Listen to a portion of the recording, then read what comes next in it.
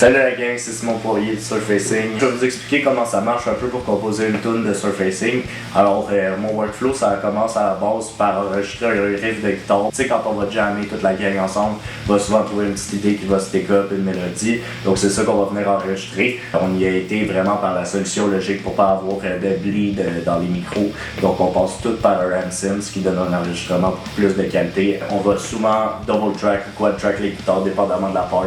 Et puis, ce qu'on va venir faire après, c'est qu'on va souvent rajouter aussi une petite part de lead qui va être soit quad track ou double track, dépendamment de la présenteur qu'on veut mettre dans le mix au niveau des guitares. Ensuite de ça, il y a Chloé qui va venir rajouter la bass. Souvent, on va suivre pas mal le rythme de la tune. Avec les toniques, je vous dirais qu'elle fait des petites lines, par exemple, qui s'inspirent pas mal du punk.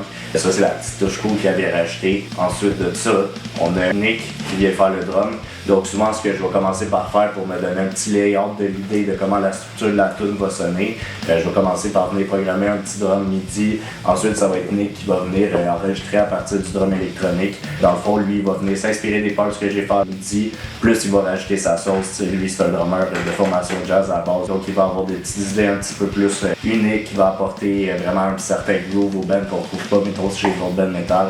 Ensuite, ce qui va arriver, c'est qu'on va passer à la post-production. Une fois que tous les instruments sont enregistrés, je les enregistre par tape. On va commencer par les faders au niveau des volumes. Ensuite, je vais faire une petite partie de EQ, mettre de la compression pour contrôler mes pics, tout ça. Souvent, je le fais même des fois en même temps d'enregistrer. Si je trouve que le son me dérange déjà de base, je vais venir aussi setter des marqueurs aussi pour chacune des parties de ma tune. C'est plus facile à layout comme ça.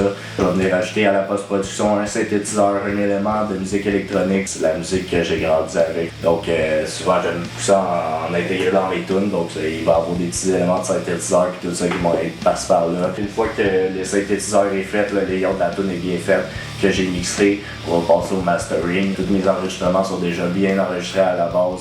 Fait que j'ai pas tant besoin de faire une grosse job au niveau du EQing. Donc vraiment ce que je vais aller chercher quand je vais mixer, masteriser, ça va être surtout de la tonalité. Je joue différemment avec mes sons que ce qu'on ferait si on les enregistrait. Donc merci.